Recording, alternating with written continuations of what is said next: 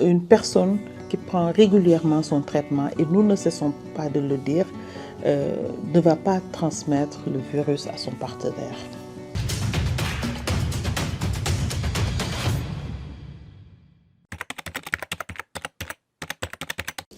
Le Conseil national de l'élevé autour de 6,5%. Mais ce qu'on a remarqué, c'est que autant ça augmente dans les autres groupes, chez les travailleuses du sexe, la prévalence baisse parce que c'était 18% et maintenant c'est 6,%. Les consommateurs de drogue injectables aussi, les prévalences étaient autour de 9,2%. Maintenant, si on regarde les tendances, depuis 2005, nous pouvons dire que le VIH est en train de baisser au Sénégal. Les nouvelles infections ont baissé si on compare à 2005. Les décès ont beaucoup diminué et le nombre de personnes soumises au traitement augmente régulièrement. Je pense qu'il n'y a pas de quoi s'inquiéter. En réalité, moi je traduis ça comme si la population vient de se réveiller, elle vient d'être consciente que le sida est une réalité. Donc vraiment, il n'y a aucun changement par rapport aux situations il y a quelques mois. Ce n'est pas une épidémie comme on a l'habitude de voir, une épidémie de grippe qui va arriver, les gens doivent s'inquiéter. Non. L'épidémie, elle est là, elle est très bien connue, elle est bien maîtrisée, mais les services de traitement sont là et on les met sous traitement. Donc ces personnes nous posent moins de problèmes que les personnes qui sont séro-ignorants, ceux qui ne connaissent pas leur statut sérologique. Et malheureusement, parmi toutes les personnes qui parlent, je suis sûre que beaucoup ne connaissent même pas leur statut vis-à-vis du VIH. Mais en tout cas, les personnes positives, on les met sous traitement. Et si le traitement est efficace, ça va même diminuer la transmission parce qu'une personne correctement mise sous traitement, qui élimine sa charge virale, ne transmet plus le VIH. Sur les services de traitement, aujourd'hui, toutes les personnes vivant avec le VIH se sentent stigmatisées. Parce qu'on a beaucoup lié le VIH à l'homosexualité. Et parmi les personnes vivant avec le VIH, il y a des femmes qui ne connaissent que leur époux, il y a des enfants, tout le monde peut être concerné par le VIH. Et donc, ces personnes aujourd'hui se sentent stigmatisées. Donc, ceux qui sont en train de nous appeler, de venir vers nous pour nous dire que, et ce qu'on craint, c'est qu'à un moment, elles refusent même de fréquenter les services de prise en charge du VIH ou arrêter leurs médicaments. Donc, tout ça, c'est des risques avec le discours que nous entendons en ce moment. Les élèves, c'est encore plus douloureux. Les élèves, les jeunes, les enfants, les adolescents, qui, dans leur cours de récréation ou bien même en classe, entendent leur prof commenter cette actualité, eux vivent avec le VIH et peut-être même ont les bonnes informations, mais ne peuvent même pas corriger leur prof de peur d'être démasqués et qu'on dise qu'ils ont le VIH dans leur école et que vraiment on les stigmatise. Donc c'est des questions qui sont très très difficiles pour nous. On craint beaucoup pour les services VIH et on ne voudrait vraiment pas que notre pays recule dans la lutte contre le sida. C'est simple. Le VIH se transmet de 3 manières. Et il faut retenir ça. Et je dis que le VIH, c'est une maladie aussi facile à éviter. Parce que vraiment la prévention dépend de l'individu. Pour la grande majorité. Il y a d'autres cas, on peut. Donc, les modes de transmission, c'est la transmission par voie sexuelle. Homosexuel, hétérosexuel, donc c'est la transmission sexuelle. L'autre voie de transmission, c'est la voie sanguine. Donc, on te transfuse le sang d'une personne qui a le VIH. Ou bien, en tout cas, tu es en contact, tu as une éraflure qui est en contact avec le sang d'une personne qui a le VIH. Donc, c'est tous les objets tranchants, on en parle, mais ça doit trancher quelqu'un qui a le VIH. Et dans la minute aussi, te tranche toi, peut-être qu'il y a toujours un risque. Mais c'est surtout la voie sanguine.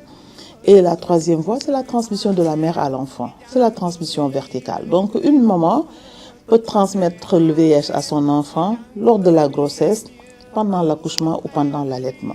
C'est pour ça qu'on a mis en place un programme de prévention de la transmission mère-enfant pour les femmes enceintes pour qu'il n'y ait plus cette transmission. Maintenant, pour la transmission sanguine, les tests VIH sont faits systématiquement pour tous les dons de sang, tous les dons d'organes. Donc ça, je pense que c'est une stratégie qui est réglée. Maintenant, il reste la transmission sexuelle. Comment l'éviter? Et c'est en prévenant cette transmission sexuelle ou bien en utilisant des préservatifs. Quand on a un rapport, par exemple, qui n'est pas sûr, c'est rester fidèle à un partenaire qui est fidèle aussi.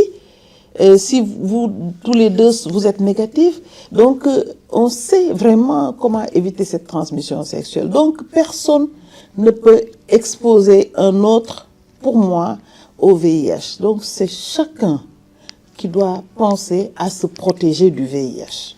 L'accès au traitement est gratuit et ça va continuer. Nous formons aussi les agents de santé. Je pense que ceux qui soignent le VIH ne sont pas réellement des problèmes. Parce que nous avons l'habitude de le faire, de les recevoir et tout. Mais c'est vrai que dans le système de santé, il y a du tout.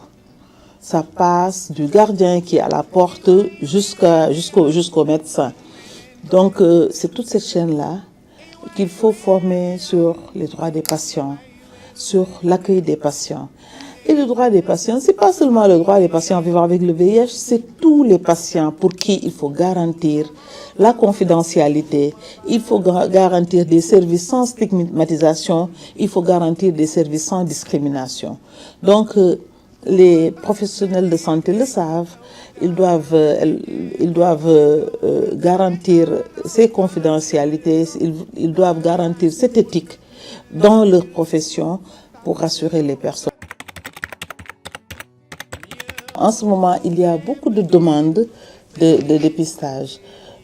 Peut-être il faut organiser des campagnes de dépistage, mais il faut cibler les campagnes de dépistage. Cibler les campagnes dans les groupes les plus vulnérables, cibler les campagnes chez les jeunes, effectivement, et aussi dans les structures de santé, le dépistage à l'initiative du prestataire, surtout pour chercher les enfants qui ont le VIH, etc. Donc une campagne massive de dépistage de toute la population, ce n'est pas coût efficace. Ça va coûter très cher. Et comme je l'ai dit, nous avons une prévalence faible et on ne va pas trouver beaucoup de personnes positives. En tant que médecin, je dis que nous ne pouvons pas faire grand-chose. En dehors de conseiller, parler, revoir la personne plusieurs fois pour la convaincre de parler de son statut à son partenaire. Mais la loi VIH encadre bien cela et donc le médecin ne peut rien faire en dehors de conseiller à la personne de dire son statut à la personne. Nous n'avons pas le droit de divulguer le statut de quelqu'un. Donc ça, par contre, c'est puni par la loi. Donc c'est une infraction si le médecin parle du statut de quelqu'un, même à son époux. Donc ce que nous faisons, c'est que nous parlons à la personne et vraiment nous essayons de le convaincre, ne serait-ce que pour avoir l'accompagnement de son partenaire, parce qu'il est difficile de vivre dans le mensonge.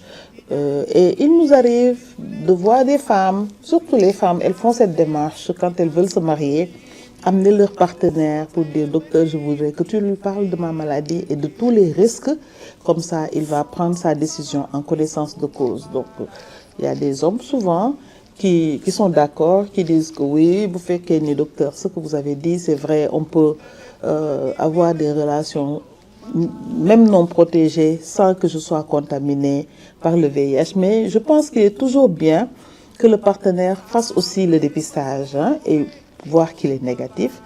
Et il y a aussi des traitements que nous avons, la PrEP, on le donne au partenaire négatif qui va le prendre régulièrement. C'est comme si la PrEP était une clé qui ferme l'entrée du virus. Donc en prenant ce médicament, même quand on prend un risque, on peut ne pas attraper le virus. Donc il y a les préservatifs, mais dans un couple marié, c'est un peu difficile peut-être.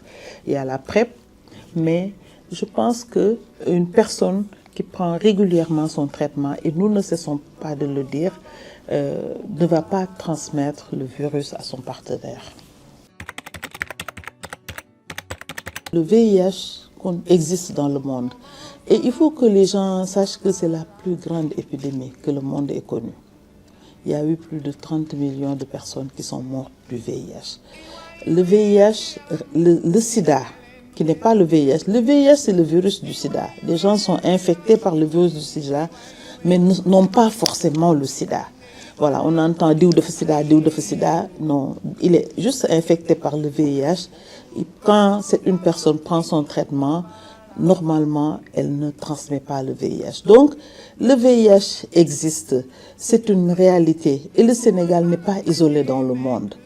Mais nous avons fait tellement d'efforts, il y a eu tellement d'investissements qui font que le VIH est en train de baisser dans notre pays. Donc, il faut que la population le comprenne. Si les gens ont des doutes par rapport au VIH, ils peuvent aller se faire dépister et se faire accompagner. Si elles sont négatives, se faire accompagner pour rester négatives. Si elles sont positives, se faire accompagner pour être positives. Les services continuent à être disponibles, mais il faudrait qu'on change ce regard sur le VIH. C'est une maladie qui est aujourd'hui soignée. On ne guérit pas encore du VIH, mais des espoirs sont là. Il y a dans le monde 6 personnes qui sont guéries du VIH. Donc nous avons de l'espoir, les recherches continuent.